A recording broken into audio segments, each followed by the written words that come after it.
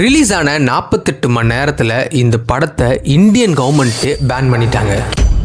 கிட்டத்தட்ட 3 வருஷமா இந்த படத்துக்கு சர்டிபிகேட் கொடுக்கறதுக்கு சென்சார் போர்டும் எவ்வளவோ கட்ஸை சொல்லி டிலே பண்ணிட்டே இருந்திருக்காங்க. ஒரு கட்டத்துக்கு மேல தியேட்டர் ரிலீஸே வேணாம், நாங்க ஓடிடிலே ரிலீஸ் பண்ணிக்கிறோம்னு சொல்லி இந்த படத்தை ரிலீஸ் பண்ணா இந்தியன் கவர்மெண்ட்டும் இந்த படத்தை பேன் பண்ணிட்டாங்க. அப்படி என்னதான்டா இந்த படத்துல இருக்குன்னு சொல்லி தான் இந்த படத்தை போய் பார்த்தேன். இந்த படத்தோட லிங்க் வேணும்னா என்னோட பேஜை ஃபாலோ பண்ணி வச்சுட்டு கமெண்ட்ல ஜஸ்டிஸ்ன்னு டைப் பண்ணுங்க, நான் உங்களுக்கு லிங்க் ஷேர் பண்றேன். இந்த படத்தோட ஒன் ஸ்டோரி என்னன்னா, நம்ம ஹீரோ ஒரு பேங்க்ல ஒர்க் பண்ணிட்டு இருக்காருங்க. ஒரு நாள் அவங்க ஃப்ரெண்டு காணாம போயிட்டாங்கன்னு சொல்லி அவங்க அம்மா விட்டு வந்து சொல்றாருங்க. ஃப்ரெண்டை தேடி போனா கொஞ்ச நாளே அந்த அம்மாவும் காணாம போயிடுறாங்க. இவங்க 2 பேரும் தேடி போனா ஒரு ஷாக்கிங்கான ஒரு விஷயம் நம்ம ஹீரோக்கு தெரிய வருது. பஞ்சாப்ல ஒரு குறிப்பிட்ட கால இடைவெளியில கிட்டத்தட்ட 25,000 பேர் பாத்தீங்கன்னா மர்மமான முறையில காணாம போயிடுறாங்க. இந்த 25,000 பேரையும் தேடி போன நம்ம ஹீரோக்கு இன்னொரு ஷாக்கிங்கான ஒரு விஷயம் தெரிய வருது. இந்த மர்மமான சம்பவங்களுக்கு பின்னாடி இருக்கிறவங்களை தேடி போன நம்ம ஹீரோ ஒரு நாள் மர்மமான முறையில அவரும் மாயமாயிடுறாருங்க. நம்ம ஹீரோவை தேடி டெல்லியில இருந்து சிபிஐ வராங்க. அதுக்கப்புறம் என்ன ஆச்சு, காணாம போன நம்ம ஹீரோ எங்க போனாரு,